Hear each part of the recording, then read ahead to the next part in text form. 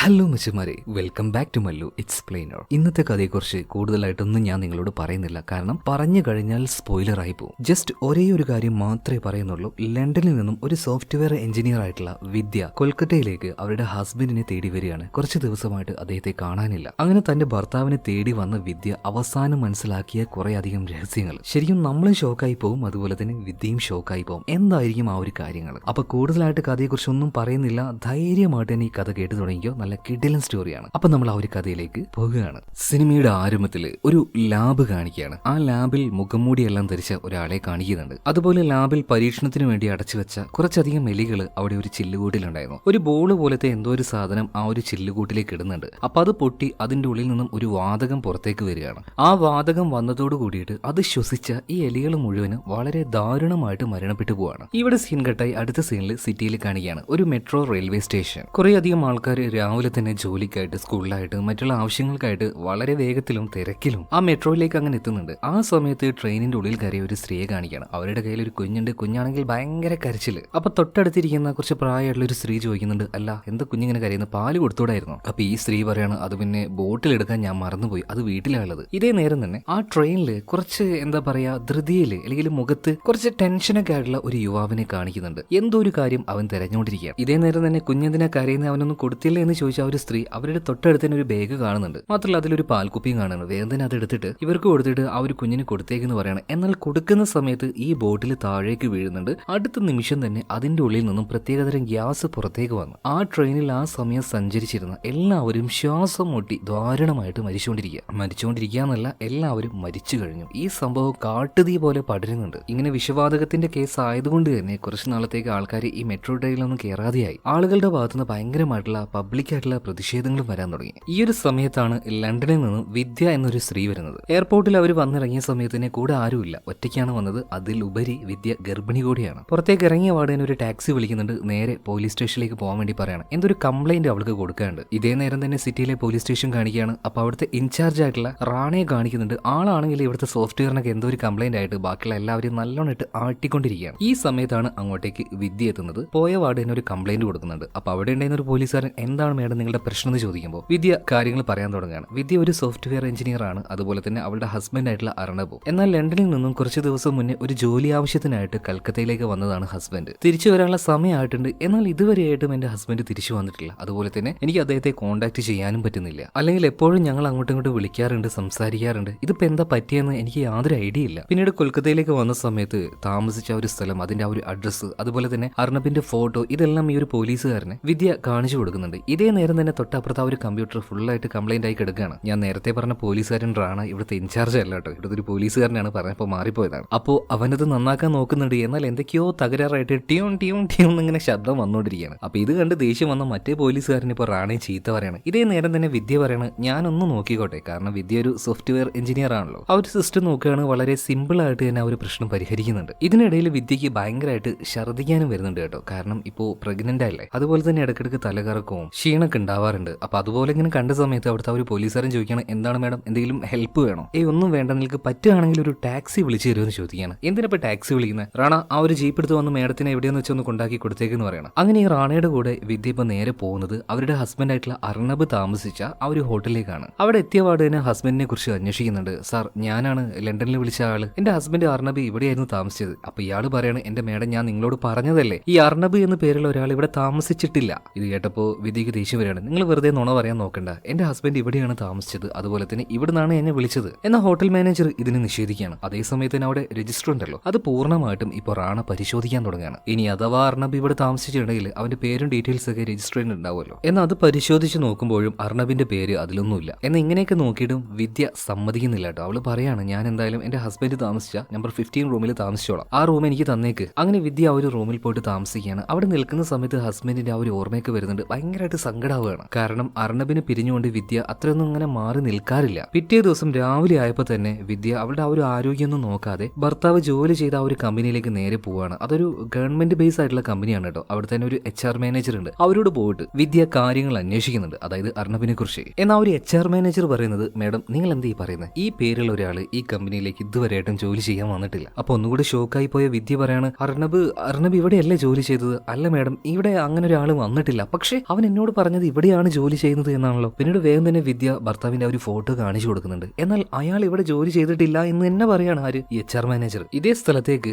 ഇപ്പൊ വിദ്യയെ തേടിക്കൊണ്ട് മറ്റേ ഒരു പോലീസുകാരൻ റാണ വന്നിട്ടുണ്ട്. റാണ ഒരു കാര്യം ചെയ്യോ, എന്റെ കൂടെ ഒന്ന് മോർച്ചറിയിലേക്ക് വരാൻ പറ്റുമോ എന്ന് ചോദിക്കുകയാണ്. അതായത് അൺഐഡന്റിഫൈഡ് ആയിട്ടുള്ള ഒരു ഡെഡ് ബോഡി മോർച്ചറിയിലുണ്ട്. വേഗം അവളെ കൂട്ടിക്കൊണ്ടുപോയിട്ട് ആ ഒരു കാര്യം കാണിച്ചു കൊടുക്കുന്നുണ്ടെങ്കിലും അത് വിദ്യയുടെ ഹസ്ബൻഡ് ആയിരുന്നില്ല. എന്നാൽ ആ ഒരു ഡെഡ് ബോഡിയുടെ കോലം, അതിൽ നിന്ന് വന്ന ആ ഒരു സ്മെല്ല്, ഇതൊക്കെ കാരണം അവൾക്ക് ഛർദ്ദിക്കാൻ വരികയാണ്. പുറത്തേക്ക് വേഗം ഓടിപ്പോകുന്നുണ്ട്. അപ്പൊ ഇപ്പോഴും ഭർത്താവ് ജീവനോടെ തന്നെ ഉണ്ട് എന്നാണ് വിദ്യ വിശ്വസിക്കുന്നത്. അപ്പോൾ അദ്ദേഹത്തിന് വല്ല കുടുംബക്കാർ ആരെങ്കിലും ഇവിടെ ഉണ്ടോ എന്ന് ചോദിക്കുമ്പോൾ ഒരു മാമൻ മാത്രം ഉണ്ട് എന്ന് പറഞ്ഞിട്ടുണ്ട്. എന്നാ പിന്നെ നമുക്ക് അവിടെ വരെ ഒന്ന് പോയി നോക്കിയാലോ എന്ന് റാണ പറയണം. ഇതേ നേരം തന്നെ ആ കമ്പനിയിലെ HR മാനേജർ ലേഡി ഉണ്ടല്ലോ, അവർക്ക് ഈ അർണബിന്റെ ആ ഒരു ഫോട്ടോ കണ്ടപ്പോൾ എവിടെയോ കണ്ടതുപോലെ, എപ്പോഴോ ഒരു മിന്നായം പോലെ കണ്ടതുപോലെ ഒരു ഓർമ്മ തോന്നിയിട്ട് അവർ വേഗം തന്നെ ഡാറ്റാബേസിൽ ആരുടെ പേര് അടിച്ചു കൊടുത്താലും ഡീറ്റെയിൽസ് വരും കേട്ടോ. അപ്പൊ അതിൽ അർണബ് എന്ന് ടൈപ്പ് ചെയ്യാതെ മിലൻ ഡാംജി എന്ന് ടൈപ്പ് ചെയ്യണം. അതെന്തിനാ അങ്ങനെ ടൈപ്പ് ചെയ്യുന്നത് ആർക്കറിയാം, എന്തായാലും മുന്നോട്ടേക്ക് പോകുമ്പോൾ മനസ്സിലാക്കാം. പക്ഷെ മിലൻ ഡാംജി എന്ന് ടൈപ്പ് ചെയ്തിട്ടും റെസ്ട്രിക്റ്റഡ് എന്നാണ് കാണിക്കുന്നത്. അതായത് അങ്ങനെ ഒരു വ്യക്തിയുടെ ഡീറ്റെയിൽസ് ഒന്നും കാണിക്കാൻ പറ്റില്ല എന്ന്. വേഗം തന്നെ ഒരു ടെക്നിക്കൽ എക്സ്പേർട്ടിനെ ഇങ്ങോട്ടേക്ക് വിളിക്കുന്നുണ്ട്. ഈ പേരിലുള്ള ആളുടെ എന്താ പറയുക വിവരങ്ങളൊന്നും എനിക്ക് കാണാൻ പറ്റുന്നില്ലല്ലോ, എന്താ അതിന്റെ കാരണം എന്ന് ചോദിക്കുകയാണ്. അപ്പൊ ഈ ഒരു പയ്യൻ പറയുന്നുണ്ട്, മേഡം അത് പിന്നെ അതെല്ലാം ലോക്ക് ചെയ്ത് വെച്ചിരിക്കുകയാണ്. സിസ്റ്റം സൂപ്പർവൈസറുടെ പെർമിഷൻ ഇല്ലാതെ ആ കാര്യങ്ങളൊന്നും ഞങ്ങൾക്ക് നോക്കാൻ പറ്റില്ല. എന്നാ പിന്നെ എത്രയും പെട്ടെന്ന് തന്നെ വിളിക്ക്, എനിക്ക് ഒരാളുടെ ഡീറ്റെയിൽ നോക്കണം എന്ന് പറയണം. ഇതേ സമയം തന്നെ വിദ്യ റാണ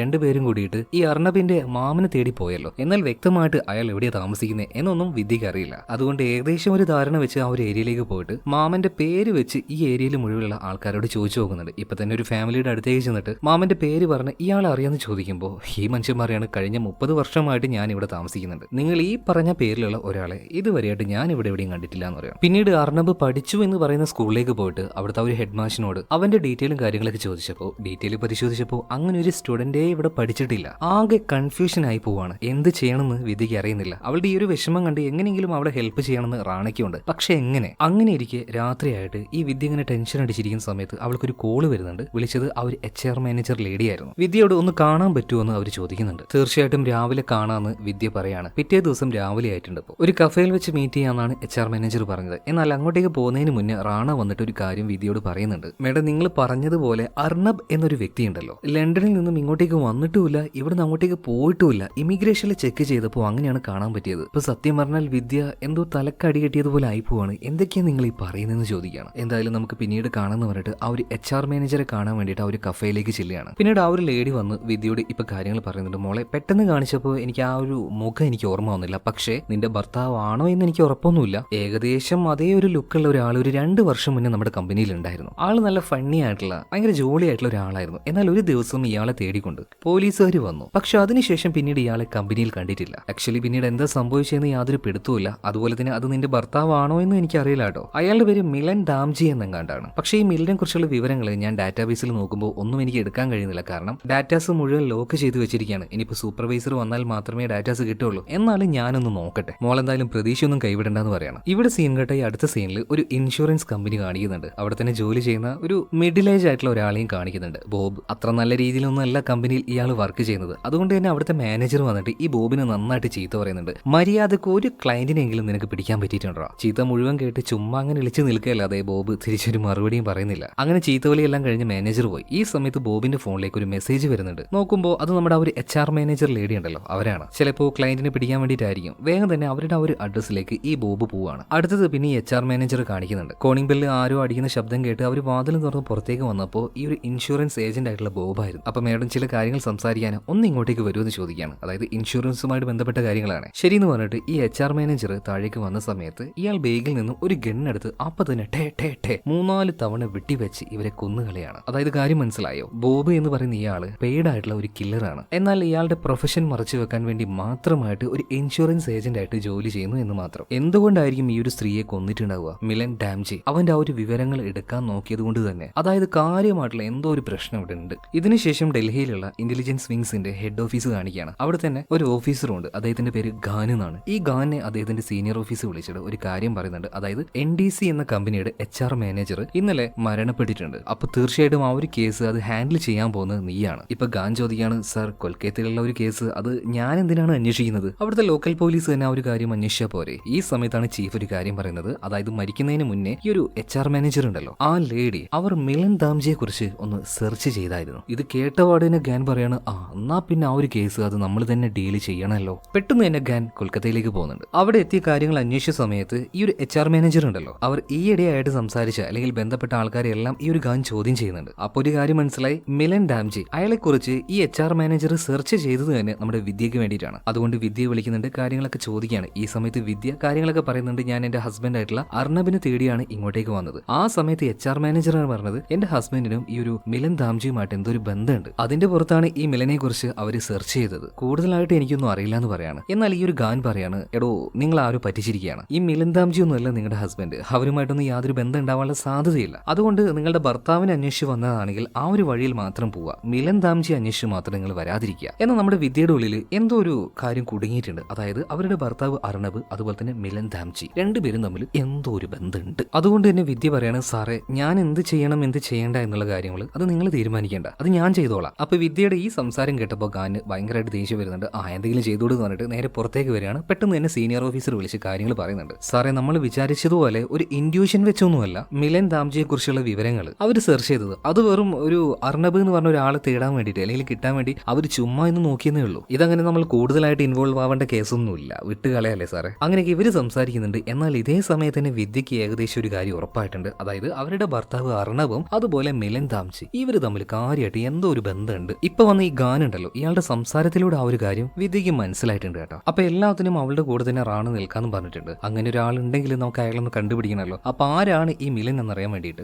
റാണയുടെ ഭാഗത്തുനിന്ന് ഒരു അന്വേഷണം നടക്കുന്നുണ്ട്. സോ ഇത് അറിഞ്ഞ പാട് തന്നെ ഗാൻ അങ്ങോട്ടേക്ക് വരുന്നുണ്ട്, ഇവരെ തടുക്കുകയാണ്. മാത്രമല്ല നമ്മുടെ റാണയെ ഭീഷണിപ്പെടുത്താണ്, ഇനി എങ്ങാനും ഈ ഒരു കേസിന്റെ പിന്നാലെ പോയിട്ടുണ്ടെങ്കിൽ നിന്നെ ഇവിടുന്ന് സ്ഥലം മാറ്റുന്നു പറഞ്ഞിട്ട് തന്നെ ഭീഷണിപ്പെടുത്തുകയാണ്. അപ്പൊ ഇനി കൂടുതലായിട്ട് കേസിലേക്ക് അങ്ങ് ഇൻവോൾവ് ആയിട്ടുണ്ടെങ്കിൽ റാണയുടെ ജോലി വരെ പോയേക്കാം. അപ്പൊ ഒഫീഷ്യലി ഇനി ഇങ്ങനെ അന്വേഷിക്കാനൊന്നും കഴിയില്ല. പിന്നീട് ഇവർ രണ്ടുപേരും അവിടുത്തെ ഒരു സ്ട്രീറ്റിൽ നിൽക്കുന്ന സമയത്ത് വിദ്യ ഒരു കാര്യം കാണാണ്. പ്രത്യേക രീതിയിൽ സാരി എടുത്തുകൊണ്ട് 3-4 സ്ത്രീകൾ പോകുന്നത്. അപ്പൊ ഇതെന്താ കാര്യം ചോദിച്ചപ്പോൾ റാണ അത് ഇവിടുത്തെ ഒരു ആചാരമാണ്, അവർക്ക് സന്തോഷമുള്ള ദിവസങ്ങൾ വരുമ്പോൾ അതുപോലെ തന്നെ ഇവിടുത്തെ ഒരു ആഘോഷവുമായി ബന്ധപ്പെട്ടാണ് ഈ രീതിയിൽ സാരി എടുക്കുന്നത്. വെള്ളയും അതുപോലെ തന്നെ ചുവപ്പും കലർന്ന ഒരു നിറമായിരുന്നു ആ ഒരു സാരിക്ക്. അപ്പൊ പെട്ടെന്ന് തന്നെ ഒരു കാര്യം വിദ്യക്ക് ഓർമ്മ വരുന്നുണ്ട്. ഇതേ സംഭവം തന്നെ അവരുടെ ഹസ്ബൻഡ് ആയിട്ടുള്ള അർണബ് പറഞ്ഞിട്ടുണ്ട്. എന്റെ നാട് അതായത് കൊൽക്കത്തയിൽ ഇതുപോലെ ഒരു ആചാരമുണ്ട്, ആ ആചാരം നടക്കുന്ന അന്ന് എല്ലാവരും വെള്ളയും ചുവപ്പും കലർന്ന സാരി എടുക്കാറുണ്ട്. ഞാൻ എന്തായാലും പോകുന്ന സമയത്ത് ആ ഒരു ഫെസ്റ്റിവൽ ആയിരിക്കും, അപ്പൊ അവിടുന്ന് ഞാൻ നിനക്ക് അങ്ങനെ ഒരു സാരി കൊണ്ടുതരാന്ന് പറഞ്ഞിട്ടുണ്ടായിരുന്നു. ആ കാര്യം ഇപ്പോൾ വിദ്യക്ക് ഇവിടെ വെച്ച് ഓർമ്മ വരുന്നുണ്ട്. അപ്പൊ ആ ഓർമ്മ വന്നതോട് കൂടിയിട്ട് ഭർത്താവിനെ വല്ലാണ്ട് മിസ് ചെയ്യുന്നുണ്ട് കേട്ടോ. അപ്പൊ റാണ് പറയാണ്, നിങ്ങൾ പേടിക്കുന്നു വേണ്ട, നമുക്ക് എന്തെങ്കിലുമൊക്കെ ചെയ്യാം, കണ്ടുപിടിക്കാം നിങ്ങളുടെ ഹസ്ബൻഡിനെ. ഇത് കേട്ട് കഴിഞ്ഞപ്പോൾ റാണ് പറയണം, മാഡം എന്തായാലും നിങ്ങളുടെ ഹസ്ബൻഡിനെ നമ്മൾ കണ്ടുപിടിക്കാം. അങ്ങനെ ആദ്യമായിട്ട് അദ്ദേഹത്തിനെ കാണാൻ പോകുന്ന ദിവസം ഇതേ രീതിയിൽ ചുവപ്പും വെള്ളയായിട്ടുള്ള സാരി മേഡം ഇടും, നോക്കിക്കോ. ഈ സമയത്താണ് വിദ്യക്ക് ഒരു കാര്യം ഓർമ്മ വരുന്നത്. അതായത് ആ ഒരു HR മാനേജർ വർക്ക് ചെയ്ത ഓഫീസ് ഉണ്ടല്ലോ, അതിലിപ്പോ ആ ഒരു ഡാംജിയുടെ മിലൻ ദാംജിയുടെ വിവരങ്ങളൊന്നുമില്ല. എന്നാൽ ഇവരുടെ ആദ്യത്തെ ഓഫീസ് അതിപ്പോ നിലവിൽ വർക്ക് ചെയ്യാത്ത അവസ്ഥയിലാണ്. അങ്ങോട്ടേക്ക് പോവുകയാണെങ്കിൽ പഴയ സ്റ്റാഫിന്റെ എല്ലാവരുടെയും ഡീറ്റെയിൽ നമുക്ക് എടുക്കാൻ പറ്റും, നമുക്കൊന്ന് അങ്ങോട്ടേക്ക് പോയി നോക്കിയാലോ എന്ന് പറയണം. റാണിയും അതിന് ഓക്കെ പറയുന്നുണ്ട്. ഇതിനുശേഷം ആ ഒരു ഇൻഷുറൻസ് ഏജന്റ് ഉണ്ടല്ലോ ബോബിനെ കാണിക്കുകയാണ്. ഇവനും ഇപ്പൊ ഒരു മെസ്സേജ് കിട്ടുന്നുണ്ട്. അതായത് ഇതേ ഓഫീസിലേക്ക് ചെന്നിട്ട് മിലൻ ദാംജിയെ കുറിച്ചുള്ള വിവരങ്ങൾ കളക്ട് ചെയ്യാനാണ്. പഴയ ഓഫീസ് ആയതുകൊണ്ട് തന്നെ അതിന് ആ ഒരു പൂട്ടും കാര്യങ്ങളൊക്കെ അടിച്ചു പൊളിച്ച് ആ രാത്രിയിൽ തന്നെ ഇവർ അങ്ങോട്ടേക്ക് കയറുന്നുണ്ട്. കുറെ നേരം ഇരുന്ന് തപ്പി തപ്പി അവസാനം മിലന്റെ ആ ഒരു ഫയൽ ഇവർക്ക് കിട്ടുന്നുണ്ട്. എന്നാൽ ഇതേ നേരം തന്നെ ബോബും അങ്ങോട്ടേക്ക് വരികയാണ്. ഈ ശബ്ദം കേട്ടപാട് തന്നെ ഇവർ ഒളിച്ചിരിക്കുന്നുണ്ട്. പിന്നീട് ഈ വന്ന ബോബിന്റെ ശ്രദ്ധ തെറ്റിച്ചുകൊണ്ട് ഇവർ വേഗം ആ ഒരു ഫയലുമായിട്ട് അവൻ അറിയാതെ തന്നെ കടന്നു കളയുന്നുണ്ട്. ഇങ്ങനൊരു കൂട്ടർ ഇവിടെ കയറിയിട്ടുണ്ട്, ഒരു ഫയൽ കൊണ്ടുപോയിട്ടുണ്ട്, ഈ കാര്യമൊന്നും ബോബ് അറിയുന്നില്ല. അപ്പൊ അവനെ വിളിച്ച് ഈ കൊട്ടേഷൻ കൊടുത്ത ആൾ വിളിച്ചിട്ട് പറയണം, സാറേ നിങ്ങൾ പറഞ്ഞതുപോലെ മിലൻ ദാംജി എന്നൊരാളുടെ വിവരോ കാര്യങ്ങളൊന്നും ഇവിടെ ഇല്ല. എന്തായാലും പിറ്റേ ദിവസം രാവിലെ ആയപ്പോ തന്നെ ഈ ഫയൽ എടുത്തുകൊണ്ട് നമ്മുടെ വിദ്യ നേരെ പോകുന്നത് ഖാൻ ഉണ്ടല്ലോ അയാളുടെ അടുത്തേക്കാണ്. അയാളുടെ മുന്നിൽ ഈ ഒരു ഫയൽ വെച്ചിട്ട് പറയണം, നിങ്ങളല്ലേ പറഞ്ഞേ മിലൻ ദാംജി എന്നൊരാൾ വരെ ഇല്ലാന്ന്, പിന്നെ ഇതാരുടെ ഫയലാ, നിങ്ങൾ എന്നോട് നുണ പറഞ്ഞതല്ലേ, സത്യം പറ, എന്താണ് ഈ മിലൻ ദാംജിയും അതുപോലെ തന്നെ എന്റെ ഭർത്താവുമായിട്ടുള്ള ബന്ധം, എന്തെങ്കിലും പ്രശ്നമുണ്ടോ സാറേ? ഇതേ സമയത്ത് തന്നെ ഖാൻ പറയാണ്, നിങ്ങൾ എന്തിനാ അനാവശ്യമായിട്ട് ഈ കേസിന്റെ പിന്നാലെ ഇങ്ങനെ പോകുന്നത്, എന്തിനാണ് മിലൻ ദാംജിയുടെ പിന്നാലെ നിങ്ങൾ പോകുന്നത്, അത് ഒഴിവാക്കിയേക്ക്. ഇപ്പൊ വിദ്യ പറയണ, ഇല്ല എനിക്കതങ്ങനെ ഒഴിവാക്കാൻ കഴിയില്ല, ഇയാൾ ഒറ്റ നോട്ടത്തിൽ എന്റെ ഭർത്താവിനെ പോലെ ഉണ്ട്, അത് കാരണം ആയിരിക്കോ എന്റെ ഭർത്താവിന് എന്തെങ്കിലും സംഭവിച്ചിട്ടുണ്ടാവുക, ഒന്നില്ലെങ്കിൽ നിങ്ങൾ എന്നോട് ഈ കാര്യങ്ങൾ സത്യമായിട്ട് പറയാ, അല്ലെങ്കിൽ ഞാൻ ഈ കേസിന്റെ പിന്നാലെ തന്നെ പോകും. അങ്ങനെ ഇൻസ്പെക്ടർ ഖാൻ ഉണ്ടല്ലോ അവസാനം കാര്യങ്ങൾ പറയാൻ സമ്മതിക്കുകയാണ്. അവളൊരു ഗർഭിണിയാണ്, അതുകൊണ്ട് തന്നെ അവളോടൊന്ന് ഇരിക്കാനും പറയുന്നുണ്ട്. 2 വർഷങ്ങൾക്ക് മുന്നേ ഞങ്ങളുടെ ഈ ഒരു സീക്രട്ട് ഏജൻസി ഉണ്ടല്ലോ, ഇതിൽ വർക്ക് ചെയ്ത ഒരാളായിരുന്നു ഈ മിലൻ ദാംജി. വളരെ രഹസ്യമായിട്ട് ഓരോ കാര്യങ്ങളും എങ്ങനെ ചെയ്യാം എന്നുള്ള ട്രെയിനിങ് ഞങ്ങൾക്ക് ഇവിടെ ജോയിൻ ചെയ്യുമ്പോൾ തന്നെ കിട്ടാറുണ്ട്. അതുപോലെ എല്ലാത്തരം ട്രെയിനിങ് കിട്ടിയ ആളാണ് ഈ മിലൻ ദാംജി. ഒരു 2 വർഷം മുന്നേ മെട്രോ ട്രെയിനിൽ വെച്ച് ഗ്യാസ് ലീക്കായിട്ട് ഒരുപാട് ആൾക്കാർ മരിച്ച കാര്യം നിങ്ങൾ അറിഞ്ഞിട്ടുണ്ടായിരുന്നു. അതിന്റെ പിന്നിൽ ഈ മിലനാണ്. അതായത് സീക്രട്ട് ഏജൻസിയിൽ ജോലി ചെയ്തിട്ട് പിന്നെ പണത്തിന് ആഗ്രഹം വെച്ച് അവൻ ഇതുപോലെ ഇല്ലീഗൽ ആയിട്ടുള്ള പല കാര്യങ്ങളും ചെയ്യാൻ തുടങ്ങി. ആ ഒരു കാര്യം മറച്ചു വെക്കാനാണ് പരമാവധി ഞങ്ങൾ മിലൻ ദാംജിയെ കുറിച്ചുള്ള എല്ലാ വിവരവും ഹൈഡ് ചെയ്ത് വെച്ചത്. അവനെ പിടിക്കാനും ഞങ്ങൾ ശ്രമിച്ചുകൊണ്ടിരിക്കുകയാണ്. എന്നാൽ ചില ആൾക്കാർ അവനെ ഇൻഡയറക്ട്ലി സപ്പോർട്ട് ചെയ്യുന്നുണ്ട്. കാരണം അവൻ പിടിക്കപ്പെട്ടാൽ അവന്റെ കൂടെ തന്നെ വേറെയും ചില ആൾക്കാർ പിടിക്കപ്പെടുമോ എന്നുള്ള ആ ഒരു ഭയത്തിന്റെ പുറത്ത്. പക്ഷേ ഞങ്ങൾക്കറിയില്ല ഇതുവരെയായിട്ടും ആക്ച്വലി ഇവിടെ എന്താ സംഭവിക്കുന്നത്, ആരാണ് ഈ മിലന്റെ പിറകിലെന്ന്. വെറുതെ ഈ മിലൻ താംജിയുടെ പിന്നാലെ പോയിട്ട് നിങ്ങളുടെ ജീവനും ആപത്തിലാവണ്ട എന്ന് കരുതിയിട്ടാണ് നിങ്ങളെ ഞങ്ങൾ തടുക്കാൻ നോക്കിയത്. എല്ലാ കാര്യങ്ങളും ഇപ്പൊ വിദ്യ കേൾക്കാണ്. പ്രശ്നം അത്ര ചെറുതല്ല എന്ന് അവൾക്ക് മനസ്സിലായി. വല്ലാത്തൊരു ടെൻഷനിൽ അവൾ തിരിച്ചു പോവാണ്. അതിനായിട്ട് നേരെ മെട്രോയിലേക്ക് പോകുന്നുണ്ട് കേട്ടോ. പെട്ടെന്ന് ആരും ഒരാൾ പിന്നിൽ നിന്നും അവർ ആ ഒരു ട്രാക്കിലേക്ക് തള്ളിയിടുന്നത് കാണിച്ച് അവളെ കൈ പിടിച്ചു വെക്കുകയാണ്. നോക്കുമ്പോൾ അത് മറ്റാരുമല്ല, ആ ഒരു ബോബ് തന്നെയാണ്. ഇപ്പൊ ബോബ് നമ്മുടെ ഈ ഒരു വിദ്യയോട് പറയണം, മാഡം അറിയാതെ പറ്റിപ്പോയതാട്ടോ, സോറി, ഇപ്പൊ വീണതന്നെയല്ലേ, ഇനിയിപ്പോ നാളെ ഇതുപോലെ വീഴാൻ പോയാൽ എന്നെ പോലെ വന്നിട്ട് രക്ഷപ്പെടുത്താൻ ആളുണ്ടായി എന്ന് വരില്ല. ഒരു വല്ലാത്ത രീതിയിലാണ് ബോബി ഈ ഒരു കാര്യം വിദ്യയോട് പറയുന്നത്. ശരിക്കും അവൾ ഭയന്നു പോയിട്ടോ. അയാൾ മനഃപൂർവ്വം അത് ചെയ്തതാണെന്നും അവൾക്ക് മനസ്സിലായി. വേഗം തന്നെ ആ ഒരു മെട്രോ വിട്ട് അവൾ പുറത്തേക്ക് ഓടുകയാണ്. ഇതിനുശേഷം റിട്ടയർഡ് ആയിട്ടുള്ള ഒരു പോലീസ് ഓഫീസറുടെ അടുത്തേക്ക് മറ്റൊരാൾ വരുന്നുണ്ട്. ഇയാൾ വന്നിട്ട് നിങ്ങൾ ഒന്നുകൂടെ ഞങ്ങളൊന്ന് ഹെൽപ്പ് ചെയ്യണം, അതായത് ഈ മിലൻ താംജിയെ പിടിക്കാൻ വേണ്ടി ഒന്ന് ഹെൽപ്പ് ചെയ്യണം എന്നാ പറയുന്നത്. എന്നാൽ ചെടിയിൽ നനച്ചോണ്ടിരിക്കുന്ന ആ പോലീസുകാരൻ പറയാണ് ഒരു കാരണവശാലും നടക്കില്ല. ഗവൺമെന്റിന് വേണ്ടി നമ്മൾ ഉണ്ടാക്കിയെടുത്ത ആയുധങ്ങളാണ് മിലൻ താംജി, അവനെ പോലെയുള്ള വേറെയും കുറച്ച് പേരുണ്ട്. ആരിൽ നിന്നുമാണോ നമ്മുടെ രാജ്യത്തെ സംരക്ഷിക്കാൻ വേണ്ടി അവർക്ക് ആ ഒരു ട്രെയിനിങ് കൊടുത്തത്, അതേ രാജ്യത്തിന് വേണ്ടി തന്നെ അവനിപ്പോ പണിയെടുക്കുകയാണ്. ആദ്യം നിങ്ങൾ ചെയ്യേണ്ടത് ആരാണ് മിലൻ താംജിയെ നമ്മുടെ ഇടയിൽ നിന്ന് സപ്പോർട്ട് ചെയ്യുന്നത്, ആ കറുപ്പാടിനെ ആദ്യം നിങ്ങൾ കണ്ടുപിടിക്കുക. എന്നിട്ട് നിങ്ങൾ എന്നെ വിളിക്കാൻ വാ. കാരണം റിട്ടയർഡ് ആയിട്ടുള്ള ഈ പോലീസുകാരൻ അശോക്, ഇയാൾ തന്നെയാണ് മിലൻ താംജിക്ക് ട്രെയിനിങ്ങും കാര്യങ്ങളൊക്കെ കൊടുത്തത്. ഡിപ്പാർട്ട്മെന്റിൽ തന്നെ ആ ഒരു ചതിനെ പിടിച്ചാൽ മാത്രമേ ഇയാൾ തിരിച്ചു വരൂ എന്നുള്ളൊരു കണ്ടീഷനാണ് ഇയാൾക്ക് ഇപ്പോൾ. ഇതുപോലെ വിദ്യ അതുപോലെ റാണ രണ്ടുപേരും കൂടെ ഒരു സ്ഥലത്തേക്ക് പോകാൻ നിൽക്കുകയാണ്. അതായത് അന്ന് മിലൻ താംജിയുടെ ആ ഒരു ഫയൽ അവരെടുത്ത സമയത്ത് അതിൽ ആ ഒരു അഡ്രസ്സ് അവൾ നോട്ട് ചെയ്തായിരുന്നു. എന്തായാലും അവിടെ വരെ ഒന്ന് പോയി നോക്കാന്ന് വിചാരിക്കുകയാണ്. എന്ത് തന്നെ സംഭവിച്ചാലും പിന്മാറില്ല എന്നൊരു ഉദ്ദേശമാണ് ഇപ്പൊ നമ്മുടെ വിദ്യക്ക്. ഗർഭിണിയായിട്ട് കൂടി ആ ഒരു ക്ഷീണം ഈ കാര്യങ്ങളൊക്കെ മാറ്റി വെച്ചാണ് അവൾ ഇതിന്റെ പിന്നാലെ പോകുന്നത്. അങ്ങനെ മിലൻ താംജി താമസിച്ച ആ ഒരു വീട് കണ്ടുപിടിച്ച് അങ്ങോട്ടേക്ക് പോവാണ്. പക്ഷെ അവിടെ ആരും താമസിക്കുന്നുണ്ടായിരുന്നില്ല. അതുകൊണ്ട് തന്നെ ഫുള്ള് ലോക്ക് ചെയ്തിരിക്കുകയാണ്. അവളുടെ കയ്യിൽ ഒരു പിന്നുണ്ട്. ആ പിന്ന് ഉപയോഗിച്ച് എങ്ങനെയൊക്കെയോ പോട്ട് തുറന്ന് ഉള്ളിലേക്ക് കയറിയപ്പോൾ ഒരുപാട് നാളായിട്ട് ആരും ഇവിടെ താമസിച്ചിട്ടില്ല. മാത്രമല്ല വല്ലാത്തൊരു ദുർഗന്ധവും കാര്യങ്ങളൊക്കെ. പിന്നെ അയൽവാസിയോട് ചോദിച്ച സമയത്ത് അവർക്കും വലിയ ധാരണയൊന്നുമില്ല. എന്നാൽ ഈ മിലൻ താംജിക്ക് വന്ന ഒരുപാട് കത്തുകൾ അയാളുടെ കയ്യിലുണ്ടായിരുന്നു. അതെല്ലാം ഇപ്പോൾ വിദ്യക്ക് കൊടുക്കുകയാണ്. പിന്നെ അവിടെ തന്നെ ഉണ്ടായിരുന്ന ഒരു ചായക്കടയുണ്ട്. ആ ചായക്കടയിലെ പയ്യനോട് ഈ മിലനെ കുറിച്ച് ചോദിച്ച സമയത്ത് മിലൻ താംജി ഒറ്റയ്ക്കാണ് ആ ഒരു വീട്ടിൽ താമസിച്ചുകൊണ്ടിരുന്നത് ഇത്രയും കാലം. ഇടയ്ക്കിടയ്ക്ക് ആരെങ്കിലൊക്കെ ഇവിടെ വന്നു പോകും, അത്ര തന്നെ. ഈ വന്നു പോകുന്ന ആൾക്കാരുടെ കയ്യിൽ സ്യൂട്ട് കേസും ബാക്കിയുള്ള കാര്യങ്ങളൊക്കെ ഉണ്ടാവും, അല്ലാതെ കൂടുതലായിട്ടൊന്നും അറിയില്ല എന്ന് ആ ചെറുപ്പക്കാരൻ പറയണം. പിന്നീട് മിലന് വന്ന ആ ഒരു കത്തുകളുണ്ടല്ലോ, അത് ഓരോന്നും ഇപ്പൊ വിദ്യ അതുപോലെ തന്നെ റാണ രണ്ടുപേരും കൂടെ വായിക്കാൻ തുടങ്ങുകയാണ്. അതൊരു ലാബിൽ നിന്നും വന്ന ലെറ്റർ ആയിരുന്നു കേട്ടോ, ഒരു ബ്ലഡ് ഡൊണേഷൻ ലാബ്. അപ്പൊ നേരെ അങ്ങോട്ടേക്ക് പോയിട്ട് കാര്യങ്ങൾ അന്വേഷിക്കുമ്പോൾ ഈ മിലൻ താംജി ഉണ്ടല്ലോ, ഇയാളുടെ ബ്ലഡ് എന്ന് വെച്ചാൽ അത് ഭയങ്കര റെയർ ആയിട്ടുള്ള ബ്ലഡ് ആണ്. അതുകൊണ്ട് തന്നെ എന്തെങ്കിലുമൊക്കെ ആവശ്യം വന്നിട്ടുണ്ടെങ്കിൽ ഇവർ വിളിക്കാറുണ്ട്. അങ്ങനെ അതിന്റെ പേരിൽ ബ്ലഡിന് വേണ്ടിയിട്ടാണ് ഇവർ ഇവിടെ നിന്നും മിലൻ താംജിയെ കോൺടാക്ട് ചെയ്തത്. ഇവിടെ നിന്നും മിലൻ താംജിയിലേക്ക് കണക്ട് ചെയ്യാൻ പറ്റുന്ന കൂടുതൽ കാര്യങ്ങളൊന്നും ഇവർക്ക് കിട്ടുന്നില്ല. ഇതിനുശേഷം റാണ നമ്മുടെ വിദ്യയെ കൂട്ടിക്കൊണ്ട് നേരെ കുറച്ച് പ്രായമായിട്ടുള്ള ഒരു പോലീസ് ഇൻഫോമറിന്റെ അടുത്തേക്ക് എത്തുകയാണ്. പോലീസ് ഇൻഫോമർ എന്ന് വെച്ചിട്ടുണ്ടെങ്കിൽ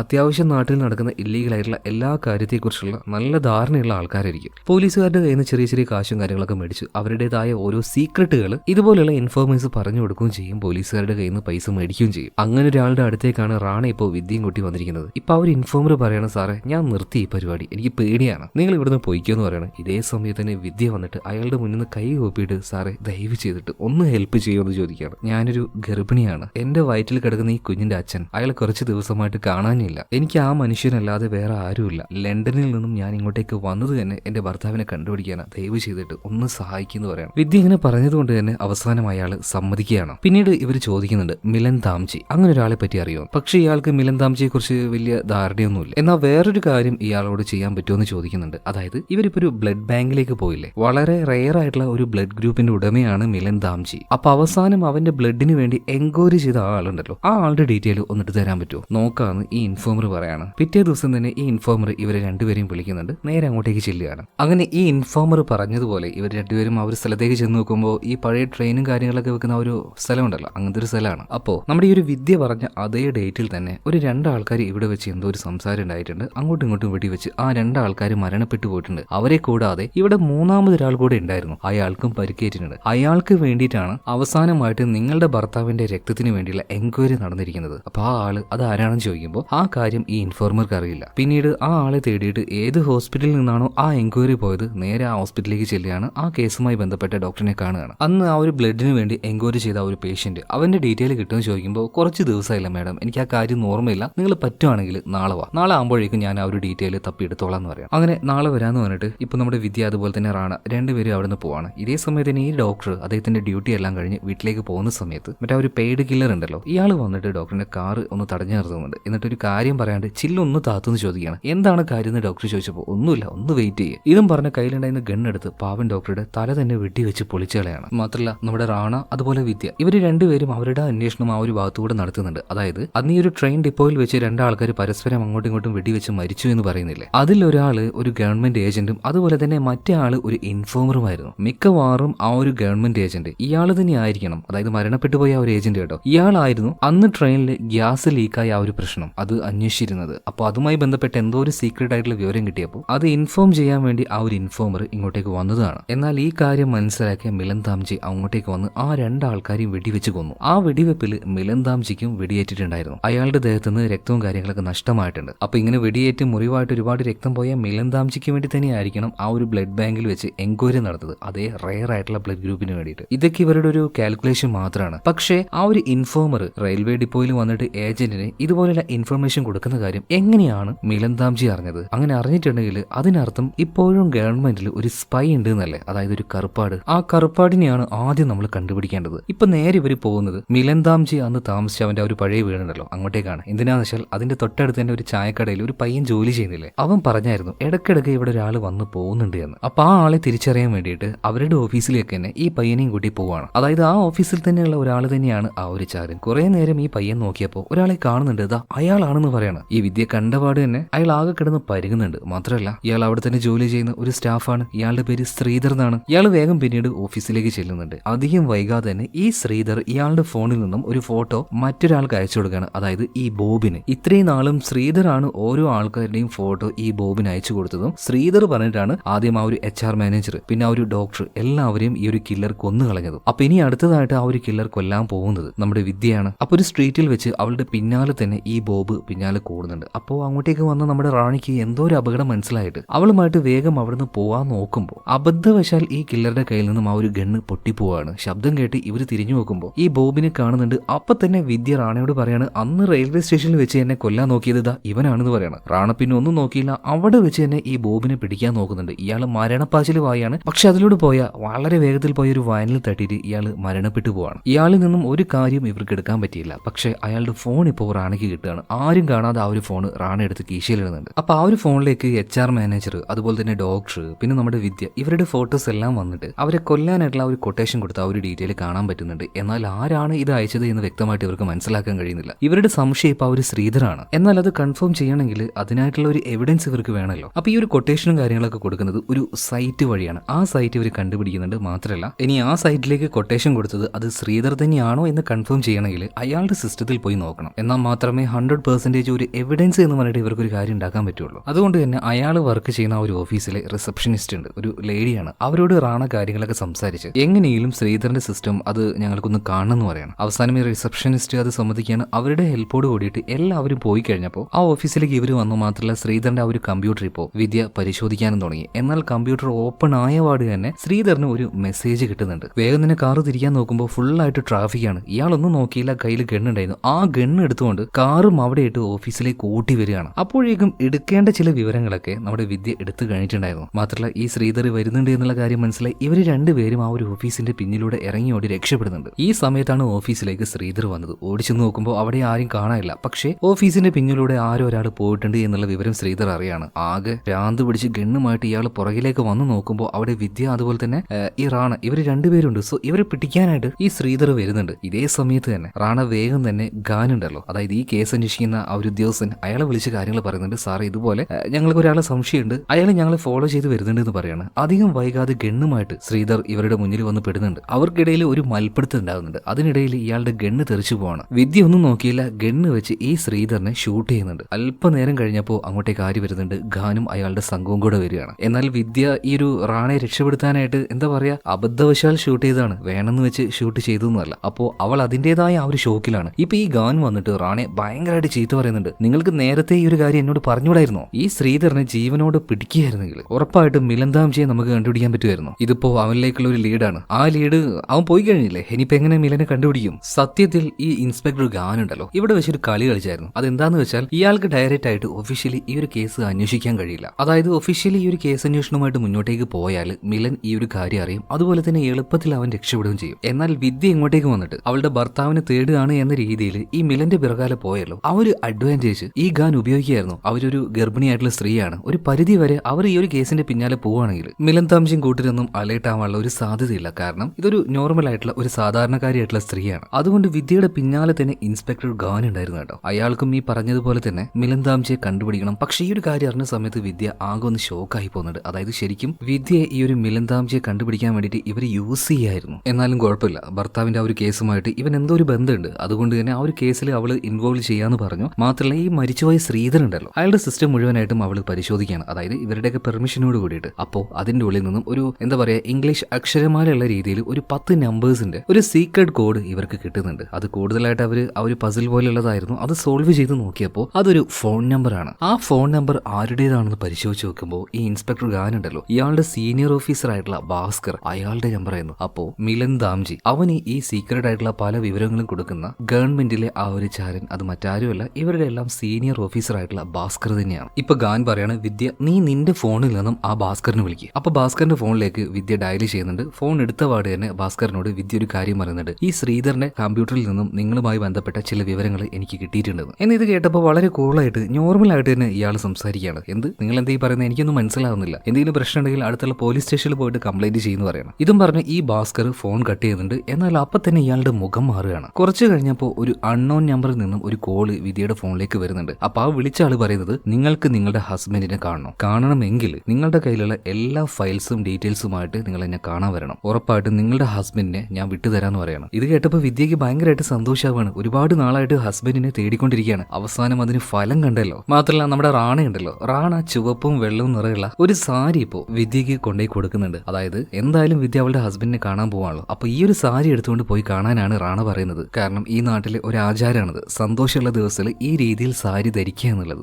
ഇപ്പൊ വിദ്യ റാണയോട് നന്ദി പറയുന്നുണ്ട് കേട്ടോ. കാരണം തുടക്കം മുതൽ കുറെ ഹെൽപ്പ് ചെയ്ത ആളാണ് ഈ റാണ. ഈ സമയത്ത് റാണയ്ക്ക് ആ ഒരു ഇൻഫോമർ ഉണ്ടല്ലോ ഒരു വിവരം പാസ് ചെയ്യുന്നുണ്ട്. അതായത് മിലൻ താംജി ഈ നാട്ടിലേക്ക് വന്നിട്ടുണ്ട്. അപ്പൊ തന്നെ റാണയ്ക്ക് കാര്യം മനസ്സിലായി. അതായത് ഇൻസ്പെക്ടർ ഗാൻ പ്ലാൻ ചെയ്തതുപോലെ തന്നെ വിദ്യയുടെ കയ്യിൽ നിന്നും ആ ഒരു ഫയൽ മേടിക്കാനാണ് താംജി ഇങ്ങോട്ടേക്ക് വന്നിട്ടുള്ളത്. അപ്പൊ എല്ലാ കാര്യവും നമ്മൾ വിചാരിച്ചതുപോലെ തന്നെ മുന്നോട്ടേക്ക് പോകുന്നുണ്ട് എന്ന് ഈ ഇൻഫോമറോട് പറഞ്ഞ സമയത്ത് ഈ ഇൻഫോമർ പറയാണ്, നിങ്ങൾ എന്ത് ചെയ്യാൻ പോകുന്നത്, ആ ഒരു ഗർഭിണിയെ മിലന്റെ അടുത്തേക്ക് അയക്കാൻ പോകുന്നു. അവനെ കുറിച്ച് എന്തെങ്കിലും അറിയുന്ന ഒരാളെ പോലും അവൻ ജീവനോടെ വെക്കാറില്ല. അപ്പൊ പിന്നെ ഈ ഒരു സ്ത്രീയെ നിങ്ങൾ അങ്ങോട്ട് അയച്ചാൽ അവരുടെ ജീവന്റെ കാര്യം നിങ്ങളൊന്ന് ആലോചിച്ച് നോക്കിയേ. അവരെ വെച്ചൊരു മരണക്കളി കളിക്കാൻ നിൽക്കണ്ടെന്ന് പറയാണ്. ഈ സമയത്താണ് റാണയ്ക്ക് ഒരു ബോധ്യം വന്നത്. ശരിയാണല്ലോ, വേഗം തന്നെ ഈ കാര്യം റാണ ചെന്നിട്ട് ഇൻസ്പെക്ടർ ഗാനോട് പറയുന്നുണ്ട്, സാറേ ഈ പറഞ്ഞതുപോലെ നമ്മൾ വിദ്യ അയാളുടെ അടുത്തേക്ക് അയക്കുകയാണെങ്കിൽ മിക്കവാറും മിലൻ അവളെ കൊന്നുകളയില്ലേ, നിങ്ങൾ എന്താ ആ ഒരു കാര്യത്തിനെ കുറിച്ച് ആലോചിക്കാതിരുന്നത്? ഇപ്പൊ ഗാൻ പറയാണ്, ആ ഒരു കാര്യത്തിനെ കുറിച്ച് ഞാൻ നന്നായിട്ട് ആലോചിച്ചിട്ടുണ്ട്. പക്ഷെ റാണ ഞാൻ ഒരു കാര്യം പറയട്ടെ, മിലനെ പോലുള്ള ഒരാളെ പിടിക്കാൻ വേണ്ടി ഒരു ജീവൻ നമ്മൾ ബലി കഴിപ്പിച്ചാൽ കുഴപ്പമൊന്നുമില്ല. കാരണം അവൻ ജീവിച്ചിരുന്നാൽ നഷ്ടമാകുന്നത് വേറെ ഒരുപാടധികം ജീവനുകളാണ്. അപ്പൊ ഈ ഒരു കാര്യം വെറുതെ നീ അവളോട് പറയാനും നിൽക്കണ്ടെന്ന് പറഞ്ഞിട്ട് അവൻ ആ ഒരു സ്റ്റേഷനിൽ തന്നെ ഇവർ പിടിച്ചിരുത്തുകയാണ്. എന്നിട്ട് ഈ ഒരു വിവരം റാണ നമ്മുടെ വിദ്യയോട് പറയാതിരിക്കാനായിട്ട് അവന്റെ കയ്യിലെ ഫോണും കാര്യങ്ങളൊക്കെ മേടിച്ച് വെക്കുന്നുണ്ട്. പിന്നീട് ഗാനും അവന്റെ ടീമും കൂടെ മറ്റൊരു സ്ഥലത്തേക്ക് പോകണം. ഇതേ സമയത്ത് തന്നെ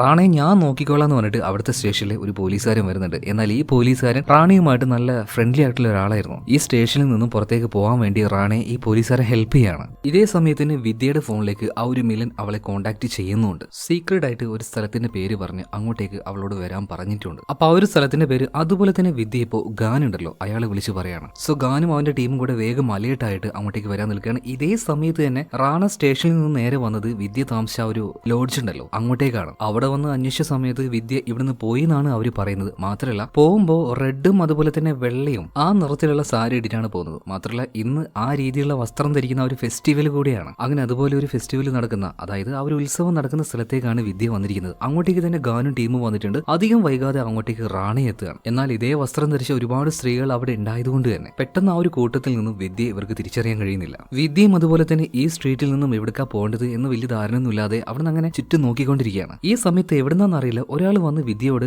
ഏതൊരു സ്ഥലത്തിന്റെ പേര് പറഞ്ഞ് അങ്ങോട്ടേക്ക് പൊയ്ക്കോന്ന് പറയണം. തിരിഞ്ഞു നോക്കിയപ്പോൾ ആളെ കാണാനൊന്നുമില്ല. പിന്നീട് ആ പറഞ്ഞ സ്ഥലത്തിലേക്ക് പതിയെ പതിയെ വിദ്യ നടന്നു പോവാണ്. മുന്നോട്ടേക്ക് പോകുന്തോറും ആളൊന്നുമില്ലാത്ത ഒരു ഒഴിഞ്ഞ ഭാഗത്തിലേക്കാണ് വിദ്യ എത്തുന്നത്. അവസാനം അവളുടെ മുന്നിലേക്ക് ഇത്രയും നേരം നമ്മൾ തേടിക്കൊണ്ടിരുന്ന മിലൻ താംജി വന്ന് നിൽക്കുകയാണ്. മിലൻ ഇപ്പോൾ വിദ്യയെ കണ്ടപാട് തന്നെ ആ ഒരു ഫയൽസ് എവിടെയെന്ന് ചോദിക്കുകയാണ്. അപ്പൊ തന്നെ വിദ്യ ചോദിക്കുന്നത്, എവിടെ എന്റെ ഭർത്താവ്, അവനെ തിരിച്ചുകൊണ്ടാണ്. ആദ്യം നീ ഫയൽ കൊണ്ടാ, അതിനുശേഷം ഞാൻ നിന്റെ ഭർത്താവിനെ തിരിച്ചു തരാം. ഇത് കേട്ടപ്പോൾ വിദ്യ പറയണത്, ഓഹോ നിനക്ക് എന്റെ ഭർത്താവിനെ തിരിച്ചു തരാൻ പറ്റുമോ, അതിനൊക്കെയുള്ള കഴിവ് നിനക്കുണ്ടോ? ആ ഒരു നേരത്തിൽ ഈ മിലൻ താംജിക്ക് എന്തോ ഒരു പന്തികേട് തോന്നുകയാണ്. അതുകൊണ്ട് പെട്ടെന്ന് തന്നെ അവൻ അവിടെ നിന്ന് പോകാൻ നോക്കുന്നുണ്ടെങ്കിൽ വിദ്യ ചാടി ചാടി കയറി അവനെ പിടിക്കുകയാണ്. ഇപ്പൊ ഈ ഒരു മിലനാണെങ്കിൽ ഒന്നും നോക്കിയില്ല, ഒരൊറ്റ ഇടി കൊടുക്കാണ് അവളുടെ വയറ്റിനിട്ട് തന്നെ. ആ അടിയിൽ വേദനയായിട്ട് പാവം നമ്മുടെ വിദ്യ അവിടെ ഇരുന്ന് പോകുന്നുണ്ട് കേട്ടോ. മാത്രമല്ല ഇനി ഇവളെ ജീവനോട് വെച്ചോണ്ടിട്ട് കാര്യമില്ല. വേഗം തന്നെ മിലൻ ഗണ്ണെടുക്കുന്നുണ്ട്. അവളെ ഷൂട്ട് ചെയ്യാനായിട്ട് ട്രിഗർ അമർത്തുന്ന അതേ നേരം തന്നെ കഥയുടെ ട്വിസ്റ്റ് ആദ്യം ഇവിടെ വെച്ച് പുറത്താകുന്നുണ്ട് കേട്ടോ. അതായത് നമ്മുടെ വിദ്യ അവള് ഗർഭിണിയൊന്നുമല്ല, വയറ്റത്ത് എന്തോ ഒരു സാധനം വെച്ച് കെട്ടി എല്ലാവരെയും ഇത്രയും കാലം പറ്റിക്കായിരുന്നു. ആ സാധനം ഇപ്പൊ വലിച്ചു ഊരിയെടുക്കുകയാണ്. അത് വെച്ച് ഇവന്റെ കൈക്കിട്ട് ഒരേറ്റ അടി കൊടുക്കുന്നുണ്ട്. ആ കാര്യം മിലൻ ഒട്ടും എക്സ്പെക്ട് ചെയ്തില്ല.